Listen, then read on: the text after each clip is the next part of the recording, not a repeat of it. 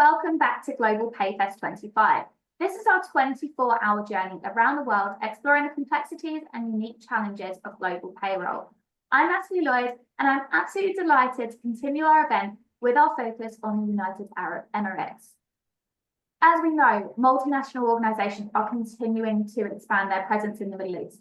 So we're here today in the UAE to look at the tax-free income policy, diverse workforce, and unique employment regulations, and how they present very unique and distinct challenges for those without specialised knowledge in this region. So today, I'm absolutely thrilled to be joined by Kaoutar Makrache. She is MENA's leading HR and payroll compliance expert. Kaoutar is advisory board member for HR in MENA with CTW Global, and she is payroll and compliance executive with Cercli. She has got experience spanning 15 years where she's managed complex payroll operations. She has led payroll transformations in startup and big multinational environments, and she's led the integration of systems looking at tax and social security complications, compliance, and everything in between. So, Kaoutar, thank you so much for joining me today. Thank you for sharing your expertise with our global audience. I'm super excited for this session. I wondered if we can just kick off by you telling our audience a little bit about yourself and your experience within UAE payroll. Absolutely. Thank you very much for having me and allowing me to be part of this. I think you already introduced me very well, but to add on to that, so I'm a strategic advisor and I help businesses master HR and payroll across the MENA region. I've guided hundreds of companies through the quite unique regulatory landscape of the UAE, Saudi Arabia, and as well the other MENA countries. And what I always try to achieve is to help them navigate through the chaotic payroll operations and leave them having a seamless and compliant system that is intuitive and helps them to be compliant. What I've discovered over the past years is that the solutions that are applied in the West are definitely not the solutions we need in this region. So if we look at the UAE, yes, the regulations are not that complicated, but knowing where to find the correct regulations and how to apply them is where a company makes all the difference. And in my approach, I always try to combine my deep local knowledge with practical solutions that work specifically for MENA markets, whether companies are struggling with multi-country compliance or are looking to scale efficiently across the borders. I'm always around to share my insights from the front lines of regional payroll transformation. Amazing. Thank you so much, Kaoutar. You are the perfect person to cover this session. I think our viewers have so much to learn from you, and you're obviously an expert in what you do. So I'm very, very excited to delve deep into a few of those complications. So during the next hour, we're going to look into some of those key challenges faced in UAE. We're going to walk through a little bit of a case study, which will put Kaoutar's expertise into action. And then we'll finish up, as always, with a Q&A that's going to address some of those common issues that people encounter in UAE payroll. So to get started, Kaoutar, would you mind giving us your expert overview on everything that goes on in UAE payroll? Well, I usually don't get the chance to talk for this long about payroll, so this is a complete honor for me. So yeah, what I want to start off with are the main misconceptions about UAE payroll, because usually people think, oh, UAE payroll, what can be so difficult?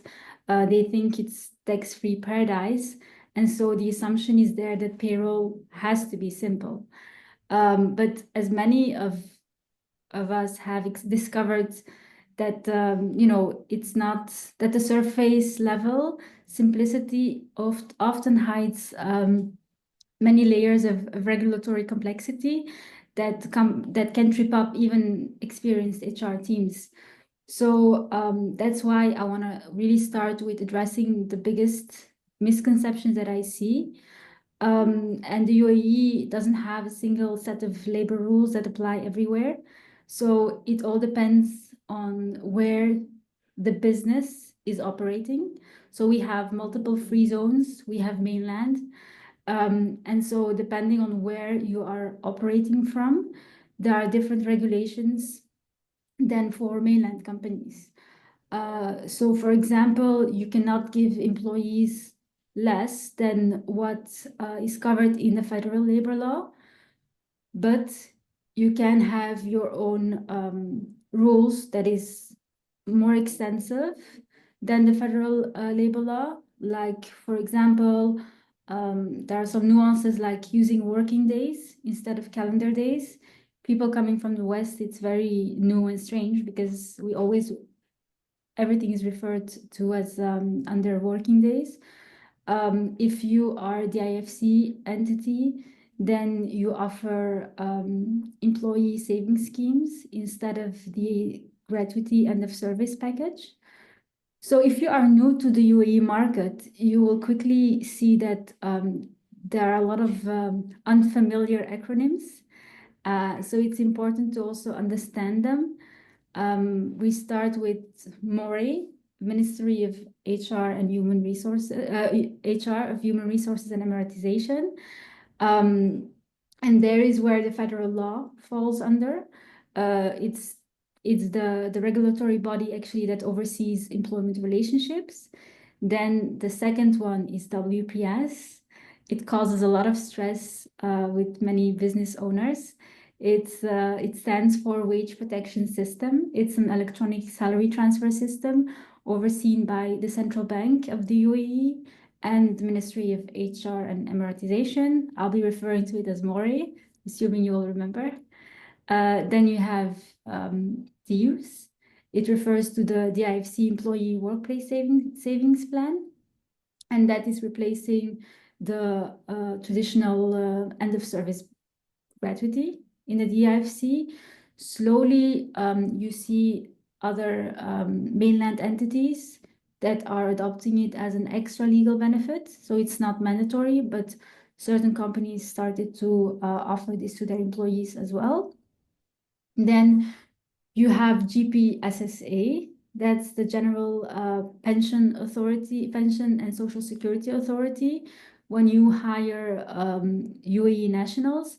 But as well, most companies, employers, they forget that it's also applicable when you hire employees from other Gulf countries. They also have to be registered there.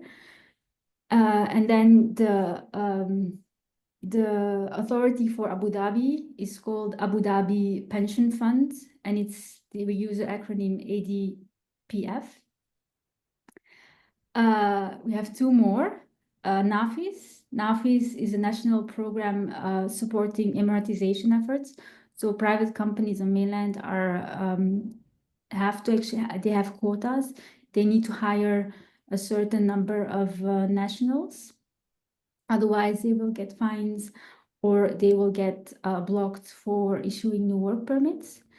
And the last one is ILOE, stands for Insurance Against Loss of Employment. And that is also a mandatory unemployment insurance for all employees. So I think that was the main thing, because like when you speak to many HR professionals, those are the acronyms that often come up. When it comes to the main misconceptions that I see a lot of companies stumbling over, is one, the first thing is, yeah, okay, there's no tax, so we don't need any reporting. Well, that's not so true.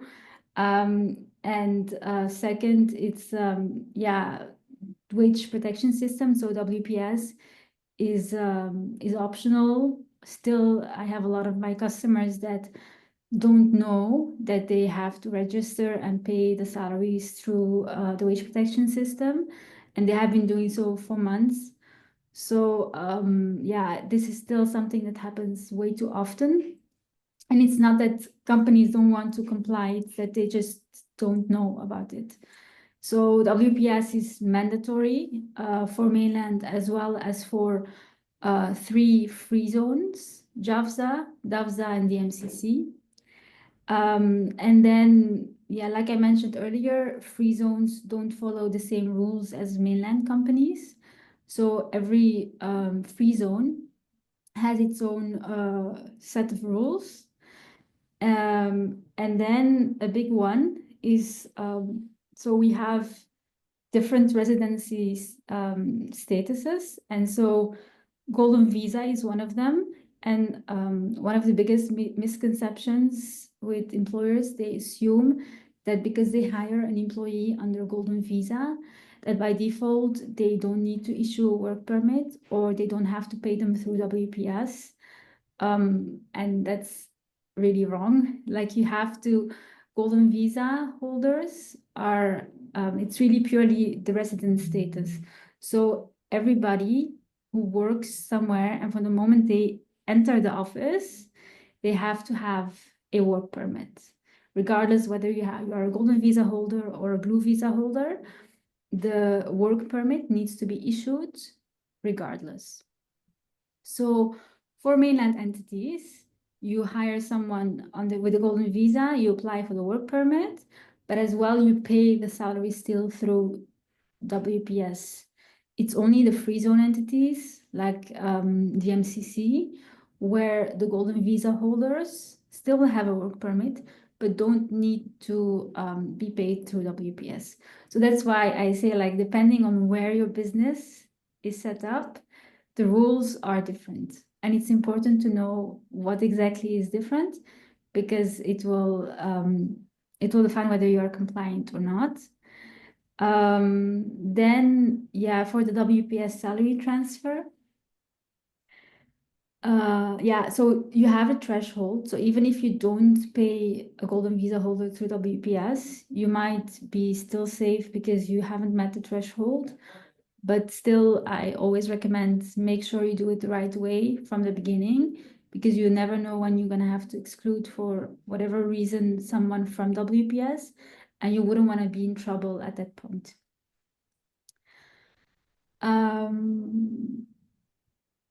Then, yeah, the second part is more about the specific payroll complexities in the UAE. I still see a lot of teams tripped up most often over those points. So understanding the pain points definitely will help you not only stay compliant, but as well avoid unnecessary fines. Because another important thing I want to highlight, when a company is not compliant, you have on one side the fines, but that's like it's a hard pill, you swallow it and it's over. But most of the times it's not only the fines, it literally blocks you, and depending on how many what level of rules you have actually not followed, it depends the severity.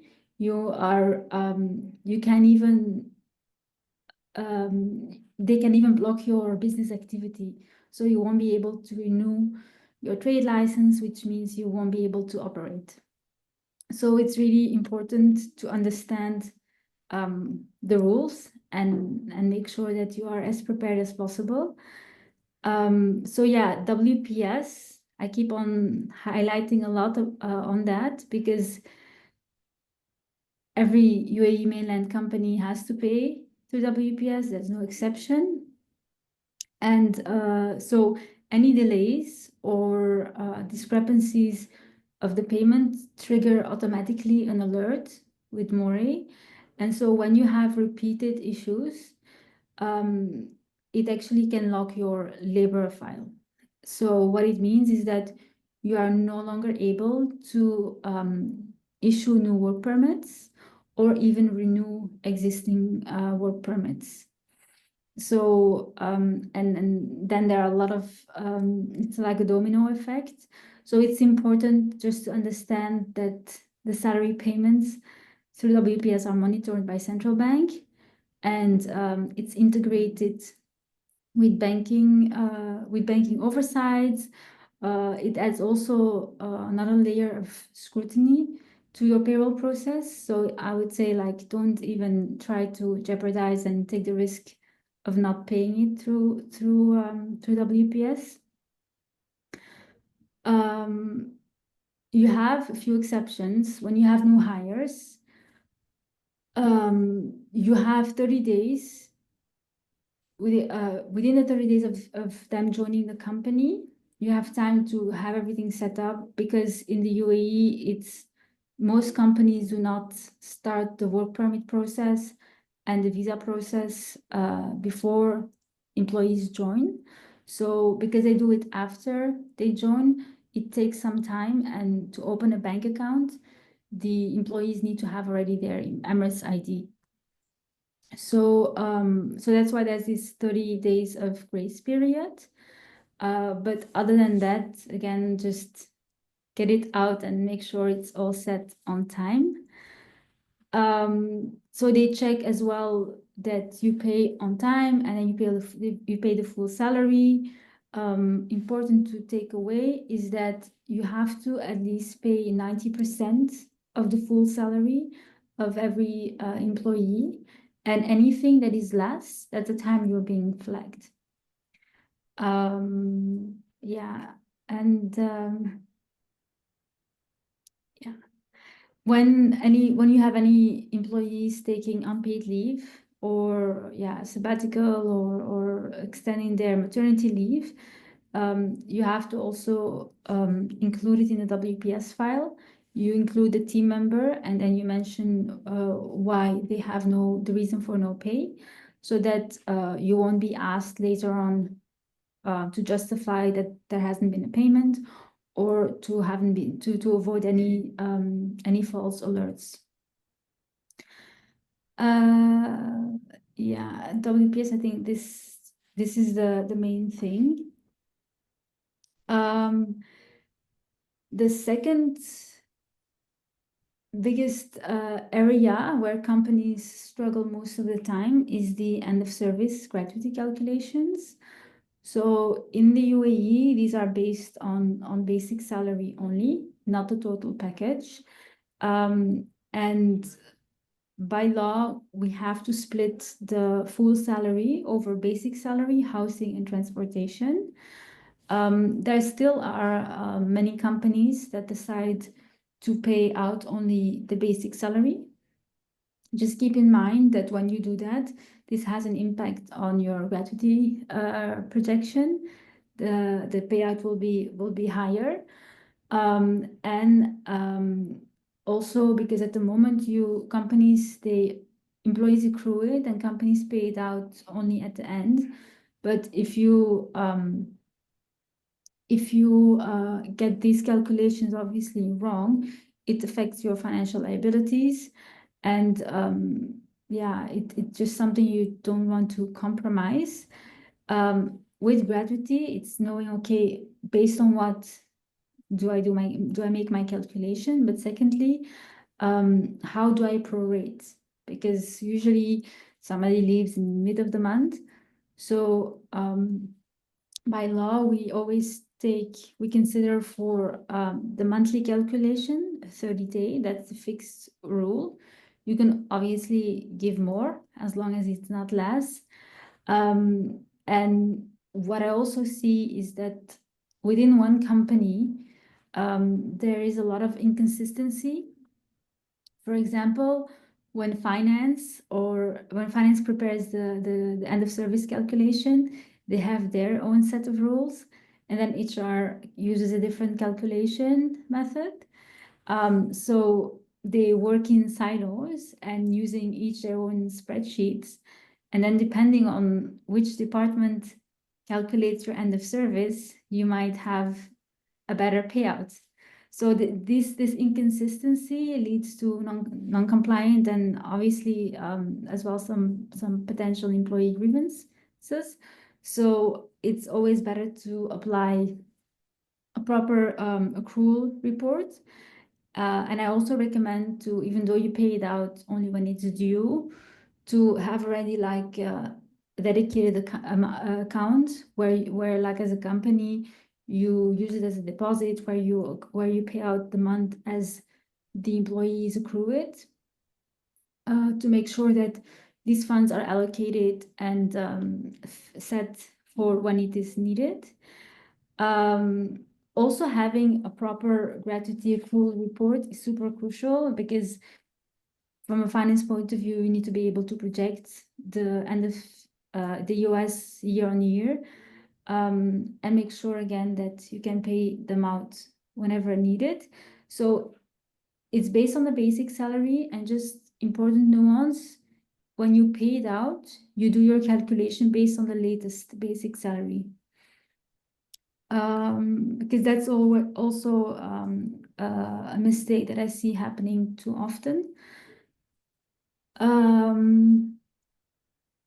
For the end of service gratuity, you also you have time. So the deadline of the payment of the final settlement is 14 days from the last working day. Then I think most of the companies here think that it's by default, it's best practice to have the employees sign the final settlement form before they receive it. But actually, that's not the right way to do it. They should receive the final settlement, and then only employers can ask employees to sign it, and you can proceed with the cancellation of the visa. That's for gratuity. For the companies operating under DIFC, so Dubai International Financial Center, the gratuity is replaced by the employee savings scheme. It's quite similar, also based on the basic salary, and you pay 5.83% for the first year, and then it is 8.33%. In both cases, whether you pay gratuity or the employee savings scheme, the UAE nationals and the Gulf, the employees with GCC national, we call them, so from the Gulf countries, they also are excluded because they have their pension and social security schemes. And then, so the employee savings scheme is actually paid in USD, while gratuity is in AED. They also apply a fixed exchange rate that is 3.675. All the details, you can find them on Zurich's platform. So these two are the main points when it comes to terminating employees. And then, yeah, for those that do pay out only basic salary, as I mentioned, it is by law you have to pay a housing allowance simply to ensure that your team members have accommodation.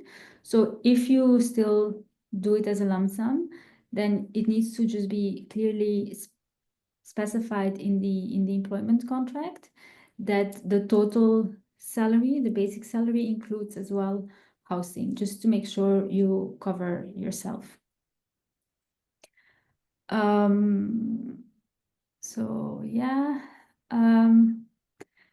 let's now talk a little bit more about the labor contracts, and as well labor contracts and ministry filings.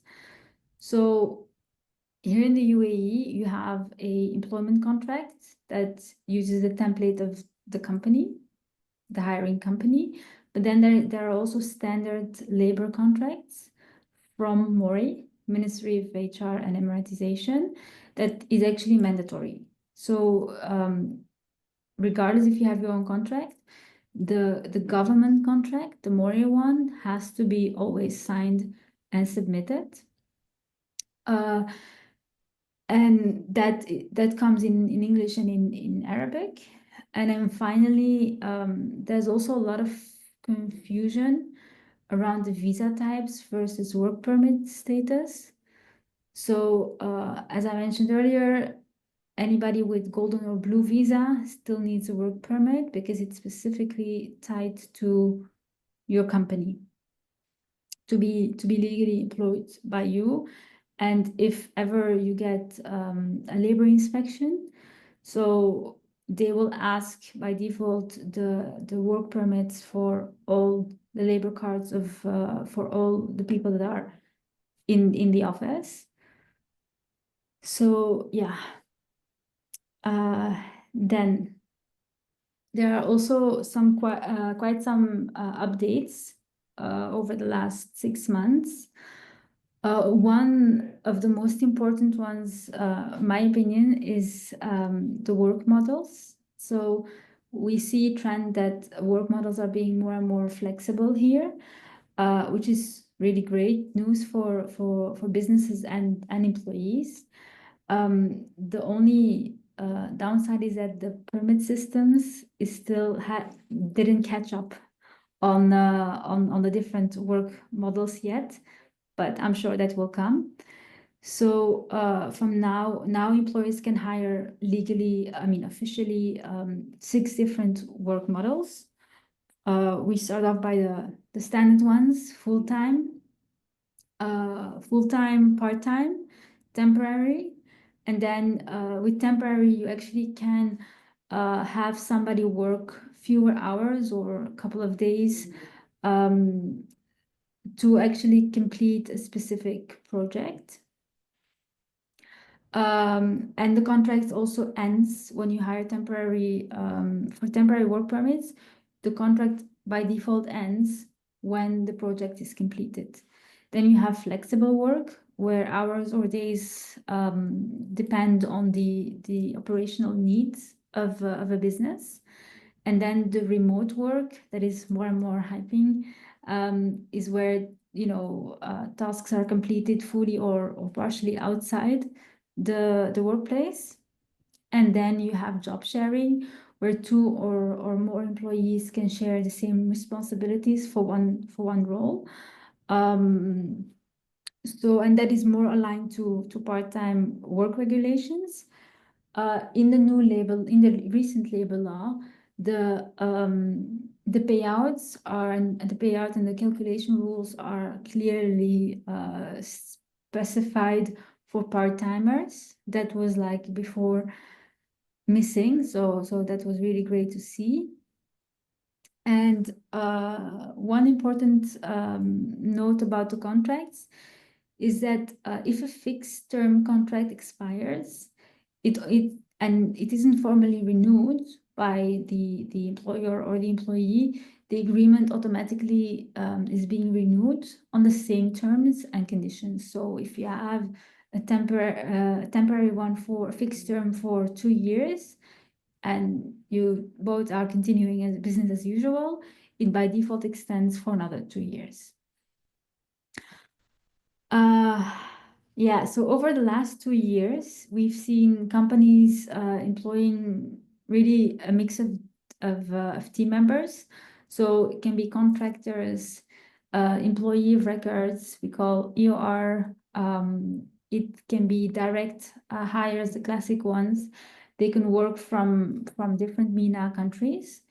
So the majority of my customers at the moment have like a mix of direct working in the country, combined with contractors working from Egypt, Pakistan, Palestine, Jordan, Lebanon, really mainly the MENA. And then for the EORs are usually brought in when companies are looking for specific talent. And they are willing to hire them wherever they are based, then they go through EOR. And so when you are a company that has like a mix of team members, you need to also look at the payroll side. How do you manage the multi-currency payroll? So it becomes super crucial to actually have the right system in place that can do the multi-currency calculations, multi-pay run, that can easily record the expenses, pick up the different time zones. So, and that's super critical for employee retention and as well compliance. So you are able to pay the teams anywhere, locally or globally. So that is something that I see more often. It actually has become the norm. None of my existing customers have a payroll without paying out people remote. For the last month, I think it was in March, earlier this year as well, the UAE had announced also a new remote work system, not only for private, but this is really to enable the public sector employees to work from outside the country. And I think it's a great step. It allows also the public, the federal entities to finally operate remotely. And also the most important part, I think, is to attract global talent and be more efficient in delivering key projects, research. So for me, it shows that the government, the UAE government, is continuously putting in the effort to promote more and more flexible working models. And I think it's really what not even tomorrow's workplace is, it's really what's happening today. So it's great to see that even the government is adapting so fast. You know, one thing we are seeing is that more and more organizations, whether it is private or public, they are adopting remote and international work arrangements. I think if not, then you already are falling way behind. So managing payroll, compliance, cross-border employment just becomes more and more important. And yeah, it again, it creates a lot of opportunities for global talent engagement. It gives you it brings also challenges in the sense that you need to make sure that these employees are being paid seamlessly across different countries, and you need to make sure you are following the local tax and labor laws. And I can reassure you, it's not always as seamless yet as it should be. So yeah, having remote team comes with a lot of responsibilities, and just making sure you have the right partner for your company is what is really essential. And then another key factor in remote work is the difference in working schedule. So with teams being spread across different time zone, aligning availability, project deadlines, teamwork in general can become more complex if you don't have the right policies in place. And I think there is again where most of the time the right people management tool makes all the difference, and you really need to have a solution to pay anyone anywhere. That's basic. There's also more of a demand of remote team members to be paid when it suits them, not having to wait specifically until the last day of the month to be paid. So they expect to be paid their salaries in multi currencies with little to no fees, ideally.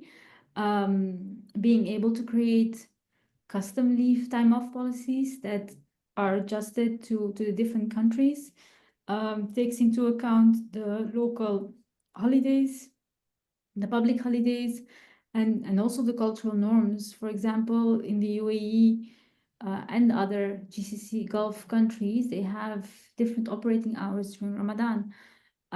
You might not have that if you have a team based in Europe. So all of these things do matter, and setting up location-based schedules that automate the work hours based on the employee time zone is essential.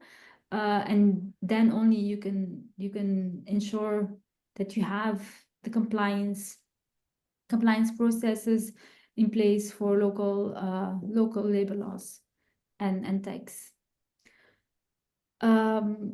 Also, another significant development is a stricter, actually not stricter. It became an enforcement to hire locals, UAE nationals. So there's a quota. It started already last year, and every year the quota is increasing. So for companies, all companies on mainland who have 20 plus employees, there's like a quota that everybody needs to meet. So now you need at least, so last year companies with 20 to 49 employees had to hire at least one UAE national. Now this year it increased to 2, and so next year it will go up to 3 and so forth. And the larger companies from 50 plus, they have to annually increase 2%. So yeah, this is something that is important as well, because next to the fines, it impacts as well your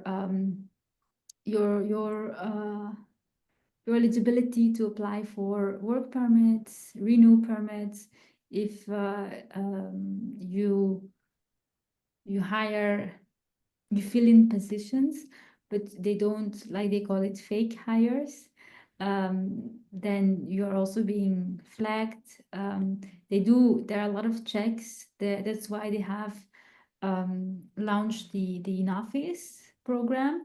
It's a portal where they help you to select and go through UAE nationals that are looking for jobs or fresh graduates. They also give financial incentives where they support you for the part of the pension contribution for the first 2 years. So yeah, they try to give a lot of incentives. You also are able to get like priority consideration for certain government procurement opportunities if you are meeting the quota and you've been consistent over the past years. When I talk about penalties, it can start from around 100,000 dirham per unfilled quota, and every year they increase it. So last year it was around 96,000. From this year it's 108, and then it keeps on increasing. So yeah, that's for the nationalization. We also are seeing that working with nationals gives you also the opportunity to all right, so as a last part, I'll share some best practices for global and local teams. So that should help HR and finance teams manage the UAE payroll more effectively. One is to create one single source of truth for all your employee data. The sad reality is still that in the UAE, the majority of the companies are relying on spreadsheets or having at least more than 5 different systems that are not talking to each other, using different employee ID numbers. Actually, ID numbers, I say, but not always. So it's great if you do use ID numbers, because typically for this region, MENA and UAE, is that you have a lot of names, common names coming up. You can have different, like 10 Muhammad Ahmeds. So there is where the employee ID numbers is super crucial to avoid any duplication or tracking issues or mixing up employees. Names can be spelled differently or even change. So yeah, the ID number here is I would say always go for that. Store as well, like save visa information, permit details, WPS data together in one system. That's the ideal scenario because you know, if you need to integrate, usually there's always like one system not picking up right, or there's a disconnect that leads then to compliance issues. I've seen it happen too often, unfortunately. So and another example, like I had a case where HR had one set of records, and finance had another one, and then the PRO team had also something different.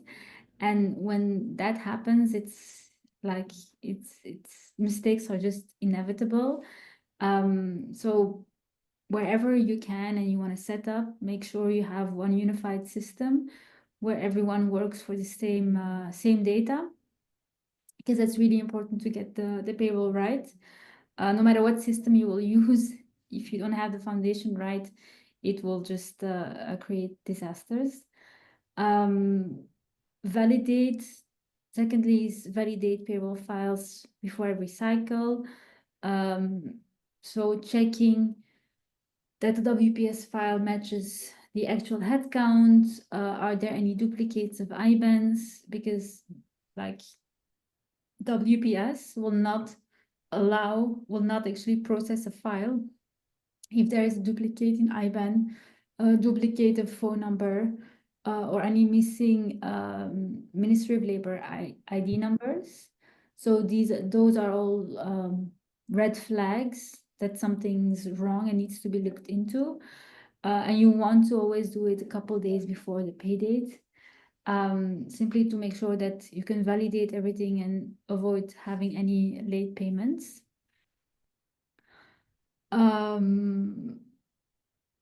Yeah, I also had an example, wanted to share that one, that there's one case where we discovered that we were paying the wrong amount to some employees because their job titles in the system they were using didn't match with what was in their contracts. And so, you know, having one single source of truth would fix it. And also having just some basic checks, validation checks, could have easily have picked this up at an earlier stage. Yeah, never skip onboarding documentation, because it will block your payroll process at some point. Make sure you have the labor contract, the Emirates ID, and the WPS registrations filed and ready before the first salary cycle. Especially when you're scaling quickly, you know, it's normal to say, hey, yeah, I'm gonna do this admin later on, but that's usually then when things go wrong, and it takes more time and effort to fix it than to do it right from the beginning. That's what I always say, but yeah.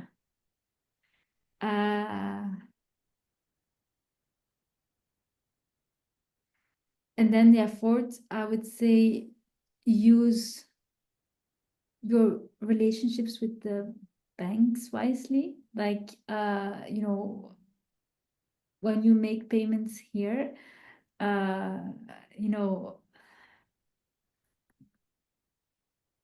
if something goes wrong when you upload a file, whether it is a payment file for WPS or a payment file for your employee savings scheme, like you can face technical issues or any type of issues, whether it's wrong from the data or from the system.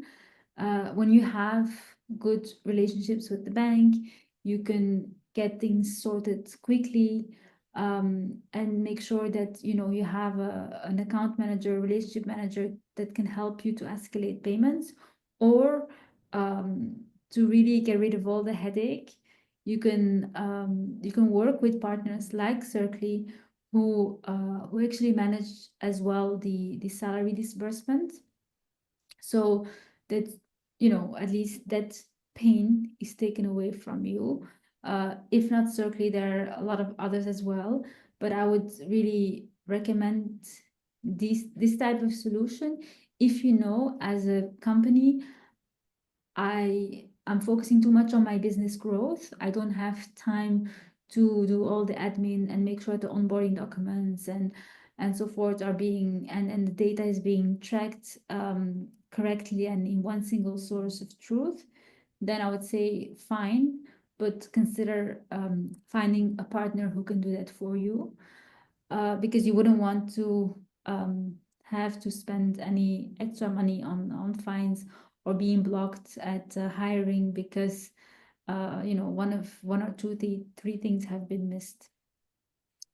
And last is really educate as much as you can yourself, as much as you can, about the basic compliance, payroll compliance part, recruitment, because at the end of the day, it's not just about paying people on time, it's your company's reputation.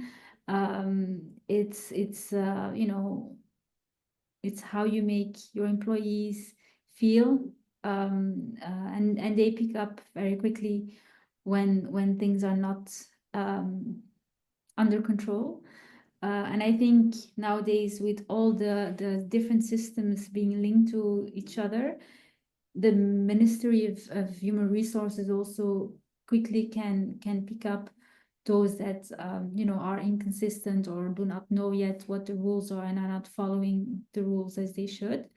And yeah, remember that the UAE is a very dynamic market. You have the ability to grow fast your business, to operate very smoothly. And so, it would be a shame to waste time and effort in trying to fix compliance issues. So that's kind of these are the points that I really wanted to cover with you.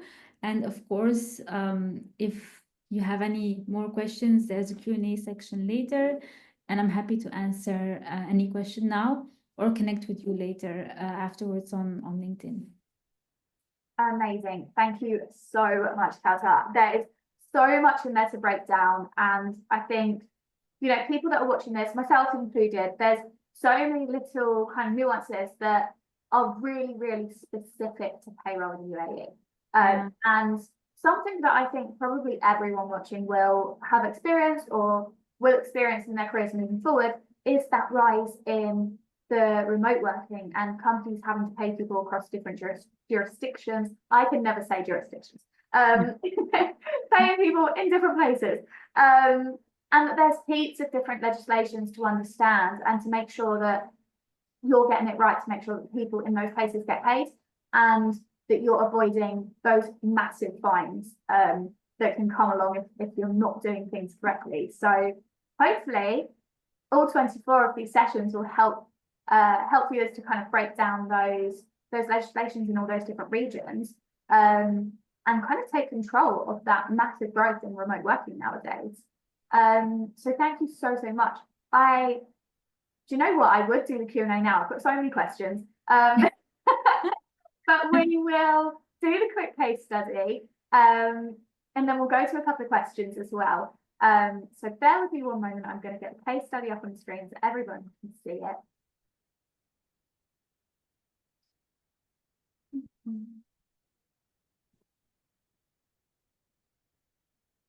There we go. Okay, cool. So for our case study today, we're going to look at, they're a fictional company. So they are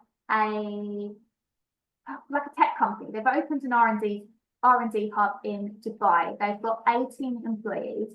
And as Kaoutar said, UAE payroll can appear very, very simple as there's no income tax, but there's still some serious things that they have kind of stumbled upon and had some problems in that payroll. So Kaoutar, would you mind just running through those challenges that they faced, and if you were going into that business to resolve those problems, how you would kind of take charge of it all? Yeah. So first thing that got my attention is that Skynetics, they calculated the gratuity based on the gross salary, which would make the employee super happy. But obviously this leads to an overpayment because it should be only based on the basic salary. So here, yeah, first thing I would do is recalculate it, and I take the latest basic salary, and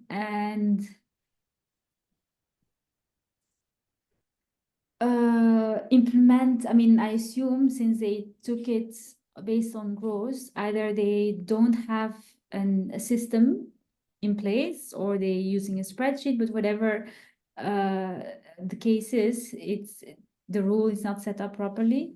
It should either you set up your system and it takes the basic by default, the latest.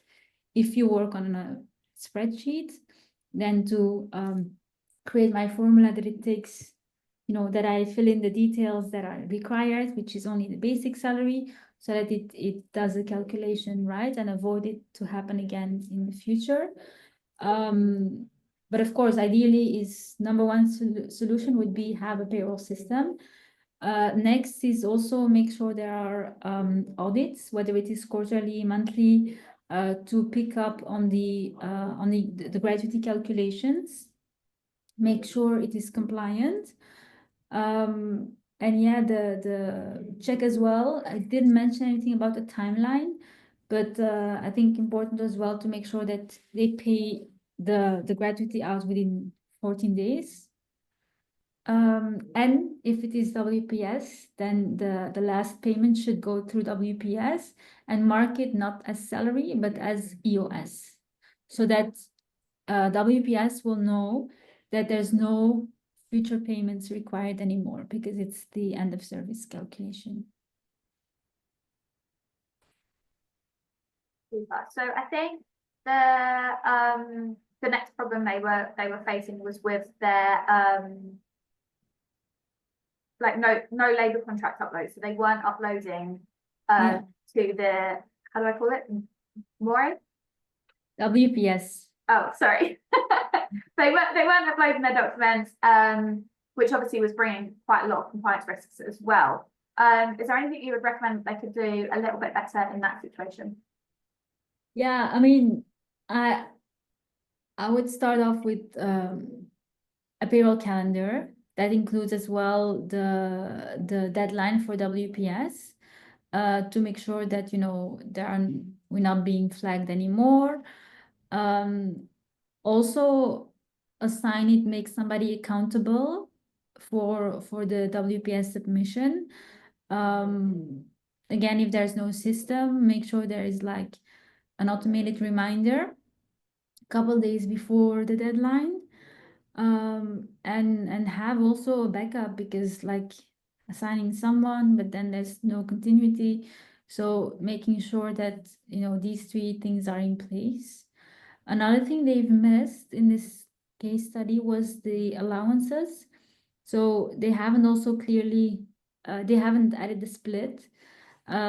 So clearly separating the basic salary would be also avoid any discrepancy with the labor contract.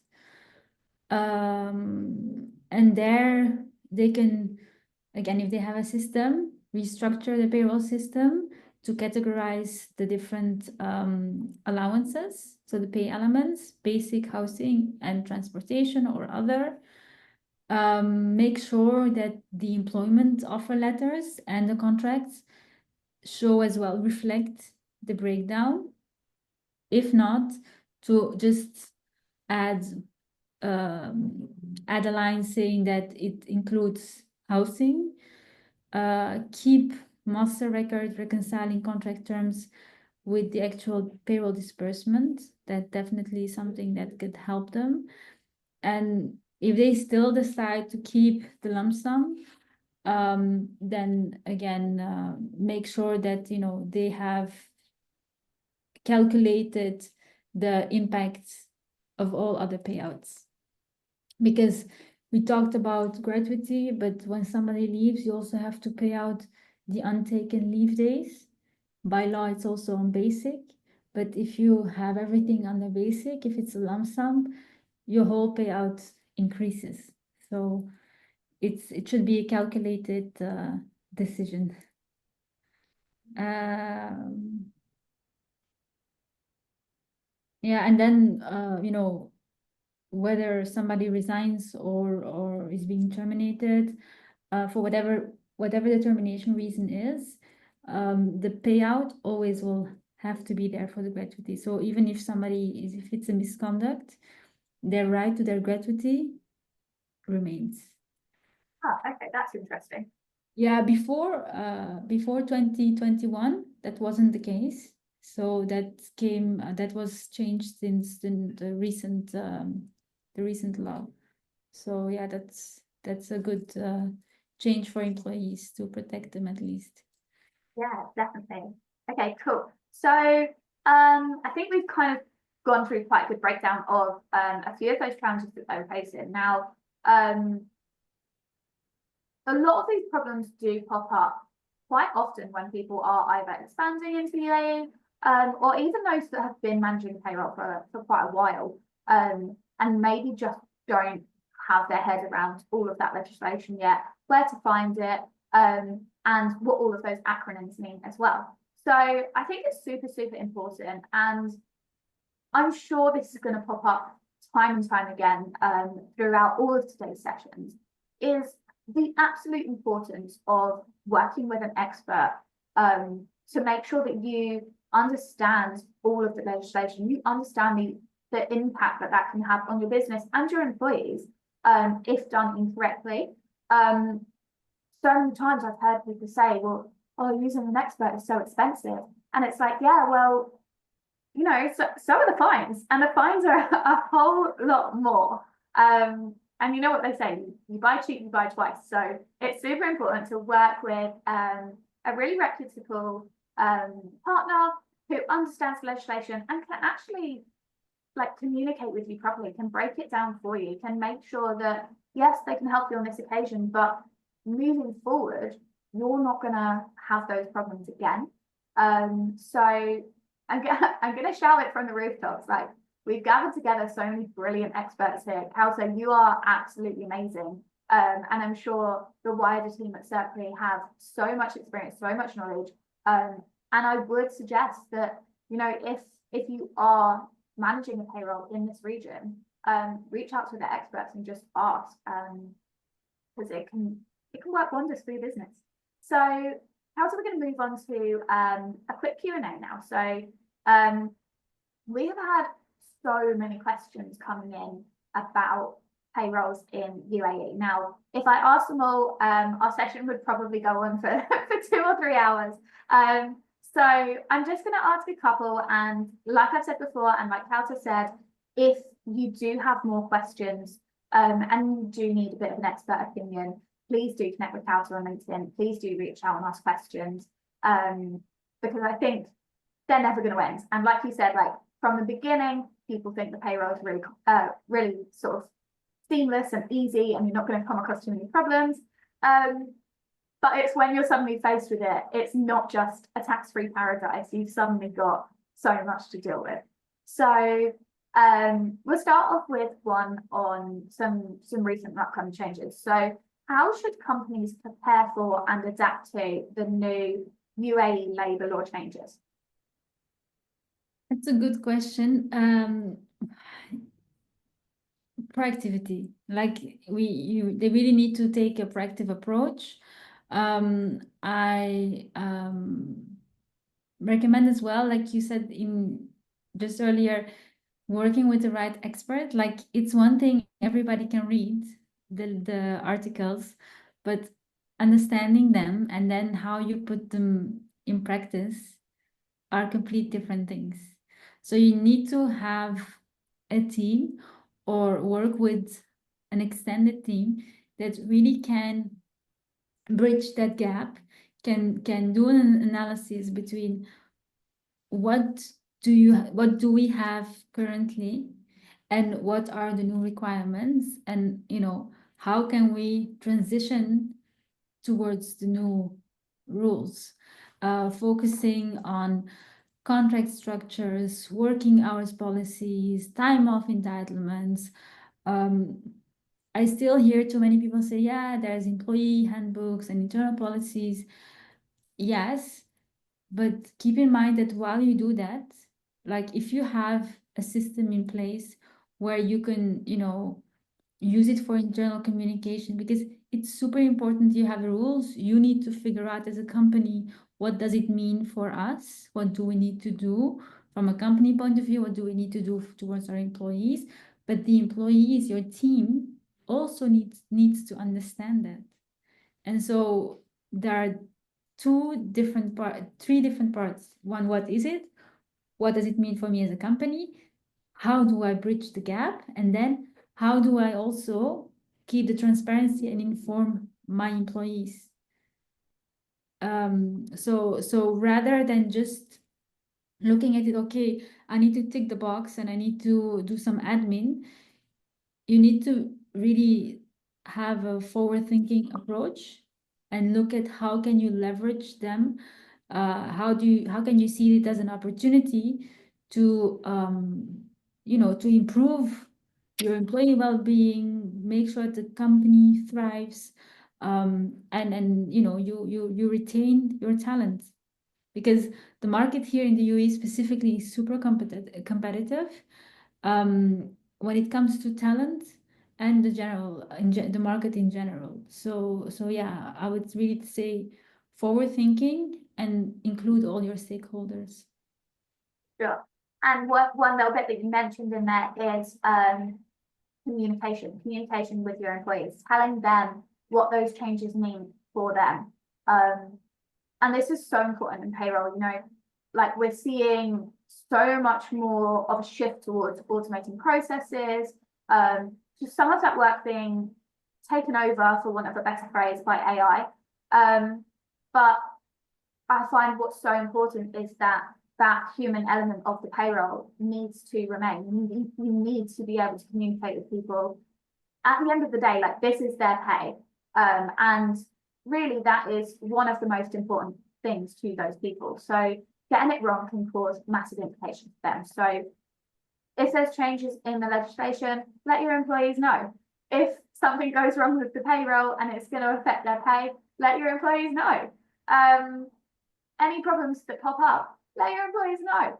I think it's so important. And I love that obviously, like the payroll community is so focused on the people, and that obviously all of our experts today as well, like you've all come along to join us to help not only people that are working in global payroll, but also people that are being paid, helping them to understand the legislation and what their pay means and what their pay slips mean, and what all of those deductions that everyone seems to lose half of their pay, what that means as well. So this is incredible. So I'm going to move on to another question. Now, this one, I'm going to look at the mainland and the free zones.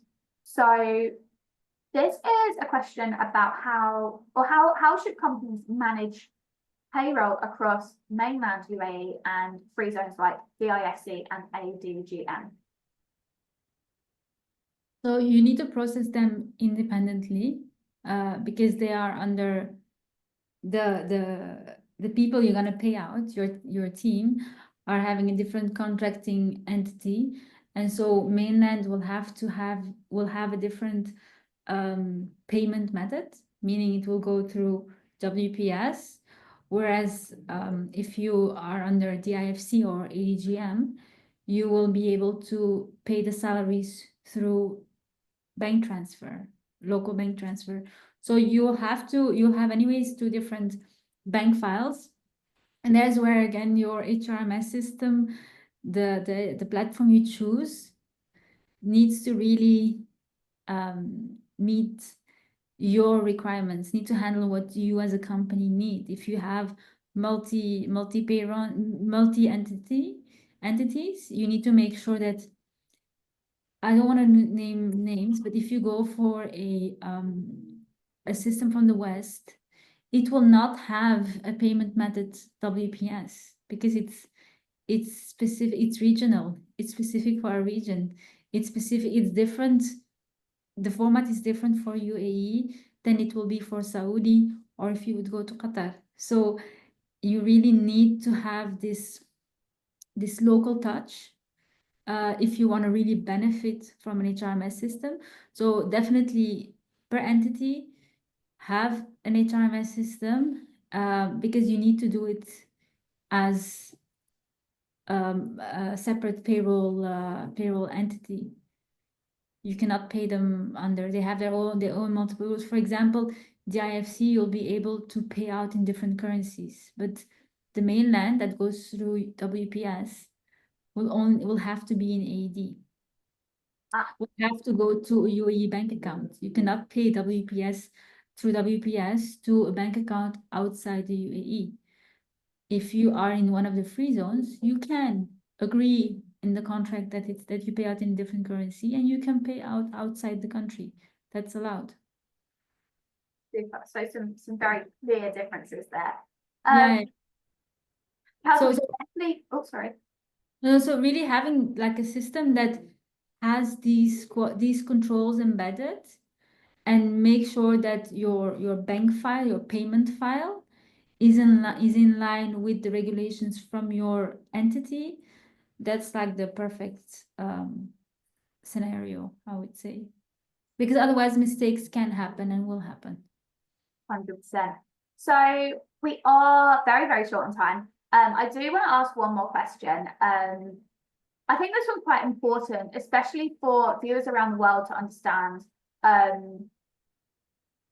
because it slightly changes how hours and payrolls are impacted. So how should companies handle Ramadan working hours and the impact that those hours have on the payroll? So yeah, managing Ramadan working hours, so it needs technology, and then you have the cultural side. So by default, the working hours are reduced by 2 hours. So that's the legal obligation, right?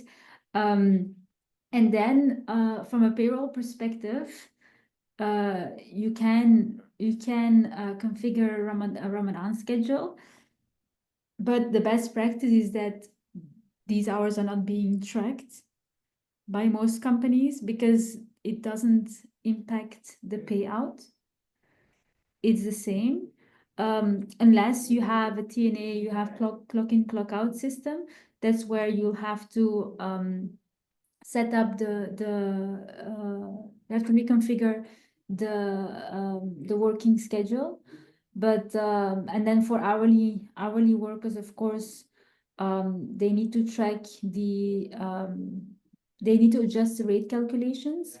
And yeah, for shift workers as well, revise the schedules in advance, make sure that maintaining service levels, you know, external communication that your customers know. But beyond that, from a technical point of view, should just make sure that you have a schedule adjustment, and the payout should still be the same because we don't deduct it. It's a benefit you have to give your workers during Ramadan. Sure. Amazing. Perfect. Thank you. So we are sort of coming towards the end of the session now. So I do just want to say a massive, massive thank you to you, Kaoutar. You are absolutely amazing, so full of knowledge. You understand that legislation like you're the one that wrote it. I think all of our viewers today are going to really take some super important insights away from this. And I really do hope, that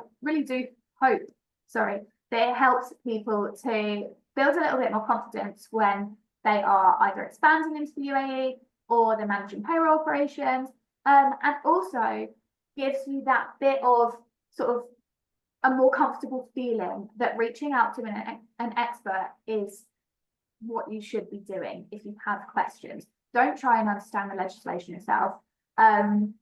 Just talk to someone. You know, there's experts like Kaoutar, experts at Cercli, and others that can help you to break that down and make sure that from day one, you're running everything super smoothly. So thank you so much. You are incredible. There's some real unique challenges. The WPS, the end of service benefits, all of those little bits that make it very, very distinct. And like you said, not as easy as everybody thinks in the beginning. So thank you everyone for watching as well. Hopefully you have been with us from the beginning. If you haven't, hopefully this session has inspired you to watch many, many more of the sessions today. And if there is any that you've missed or any that you specifically want to catch up on, everything will be available on demand after the event as well. You can download sessions, you can share them with your teams, share them with your friends, share them with people who you know that are looking to grow in their careers and take on new regions. So up next, we will move to, where are we going? I can't even remember. Saudi Arabia. We're going to Saudi Arabia next. And our managing director from JGA, Steve Yardley, will meet with TMS Omar Salim. They're going to run through yet another super complex system. So do stay tuned. Kaoutar, thank you. Thank you so much. Is there anything you'd like to say to the audience before we go? No, thank you for sticking with me. I felt like this session lasted so long. So thanks again, Natalie. And yeah, looking forward to the session on Saudi Arabia. You're amazing. Thank you so much. This is the end of the UAE session. Join Omar and Steve in Saudi Arabia now, and I'll be back in about an hour in South Africa. See you all soon. Bye.